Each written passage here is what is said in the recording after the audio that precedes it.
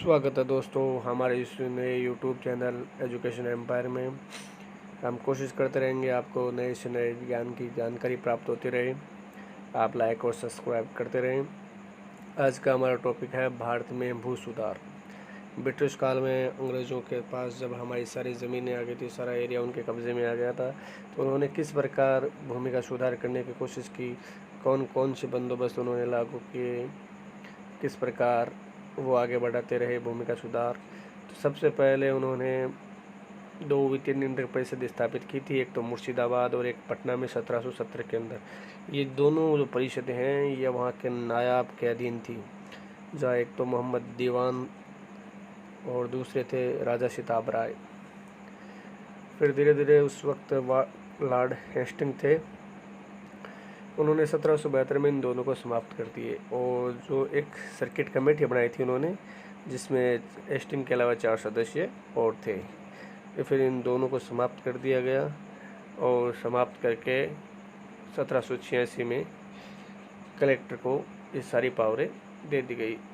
Last 1786 में सभी जिले पावर थे वो सारे उन्हें दे दिए गए।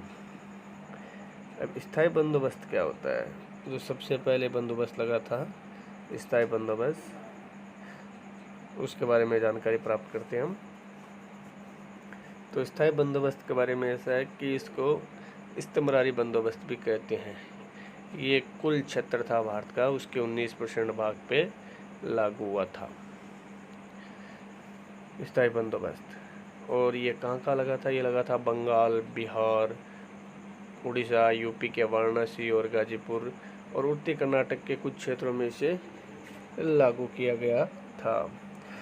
इससे पहले क्या है कि 1790 थे, उसमें उस दशहरा बंदोबस्त था, जिसमें जॉन शोर 10 वर्ष चाहते थे कि भाई ये चले, जबकि ग्राउंड चाहते थे कि जो भूमि का स्वामी है वो कंपनी मिले, लेकिन कॉर्नवालिस स्थायी रखना चाहते थे। अब इसमें मुख्य बिंदु क्या थे? इसमें मुख्य एक बिंदु ये था, पहला तो कि ज़मींदार को एक हिस्सा मिलेगा 11 हिस्सों में से, और उसे सरकार को 10 हिस्से देने पड़ेंगे। इसमें सबसे पहले तो ये 10 वर्ष के लिए लगाई गई थी, पर धीरे बाद में इसको स्थायी कर दिया गया था। इसमें एक 1754 के अंदर एक सूर्यास्त कानून लाया गया, जिस कानून के तहत सूर्यास्त से पहले एक निश्चित टाइम दिया होता था, अगर उससे पहले ज़मींदार अगर नहीं लेके आता है जो राजस्व है, तो उसकी ज़मींदारी है वो नीलाम कर दी जाती थी या उससे छीन ली जाती थी। इससे कंपनी को लाभ बहुत हुआ, किसानों को नहीं हुआ। अगली है रियायतवाड़ी बंदोबस्त। रियायतवाड़ी बंदोबस्त का मतलब सीधा किसानों से सीधा संपर्क, सीधा व्यक्तिगत तौर पर किसानों से लगान वसूलना। इसमें किसी तरह का कोई ज़मींदार, कोई बिचौलिया, कोई शेठ, साहूकार नहीं थे, सीधा किसानों से संपर्क किया गया। ये एक तरह की प्रत्यक्ष रूप से लगान वसूलने की तरीका था, कंपनी द्वारा किसानों से व्यक्तिगत रूप से लगान लेना, इसका मुख्य यही उद्देश्य था। इसके अंदर ये पूरे 51% भूभाग पर लागू किया गया था, जो कि ये सबसे बड़ी व्यवस्था थी। यह मद्रास, बम्बई, असम एवं कुर्ग में लागू किया गया था।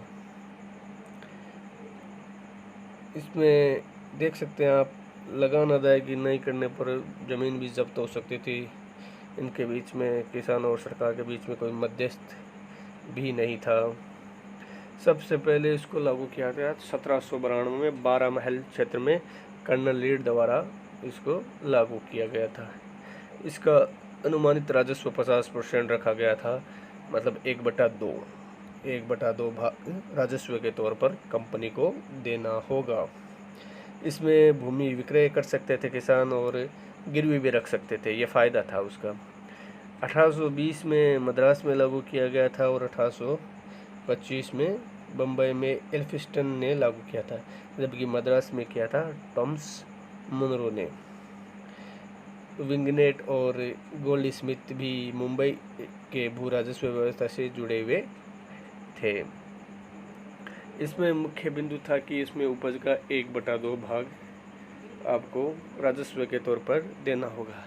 अगर आप नहीं देते हो तो ऐसी स्थिति के अंदर आपकी भूमि जब्त की कर ली जाएगी। और इस कानून में था कि प्रत्येक 30 वर्ष बाद में पुनर्समीक्षा भी की जाएगी। अब अगला जो है वह है महालवाड़ी व्यवस्था। महालवाड़ी जैसे नाम से ही पता चलता है कि इसका मतलब होता है जागीरिया गांव। ये भारत के 30% भूभाग पे लागू की गई थी। इसके जो जन्मदाता थे उनका नाम था हाल्ट मैकेंजी। हाल्ट मैकेंजी इनके जन्मदाता थे। ये महालवाड़ी व्यवस्था में बहुत सारे लाभ हुए किसानों को। ये 30% भूभाग पे लागू थी ही। 1822 में हाल्ट मैकेंजी ने इसको लागू किया था। इसके अंदर था कि किसानों से सीधा संपर्क न करके गांव के मुखिया या लंबरदार जो भी होता था, गांव का जो जाना माना या फिर रोबदार जो व्यक्ति होता है, उससे संपर्क रखा जाता था सीधा, और उसी से ही लगान वसूली की जाती थी। एक तरह से ठेका की तरह से हो गई है। तो 1833 में इसका नवीनीकरण किया गया मार्टिन बर्ड को। और उत्तरी भारत में जो भू राजस्व के प्रवर्तक हैं मार्टिन बर्ड को ही कहा जाता है।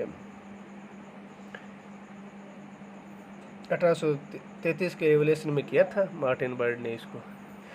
इसके अंदर क्या हुआ था कि पहली बार खेतों में मानचित्र एवं पंजियों का उपयोग किया गया था। ठीक है। और जब शुरुआत में रखा गया था तो इसका राजस्व का लक्ष्य 66% रखा गया था। और ये व्यवस्था भी 30 वर्ष के लिए रखी गई थी। जेम्स थॉमसन ने इसको 50% किया, क्योंकि 66% काफ़ी ज़्यादा थे। और उस वक्त भारत की कुल मिलाकर इन जितने भी बंदोबस्त थे उनसे किसानों की दुर्दशा ही हुई। कहीं पे ठेका प्रणाली थी तो कहीं किसानों से सीधे ले लेते, तो कई बार फसलों में प्रॉब्लम आ जाती थी, फसलें ख़राब हो जाती थी। कुल मिला के किसानों का हर तरफ से नुकसान ही नुकसान हुआ। हमारा ये चैनल देखने के लिए आपका बहुत बहुत शुक्रिया।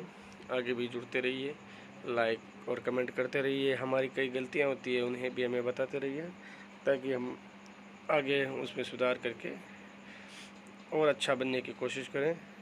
थैंक यू, आपका बहुत बहुत शुक्रिया।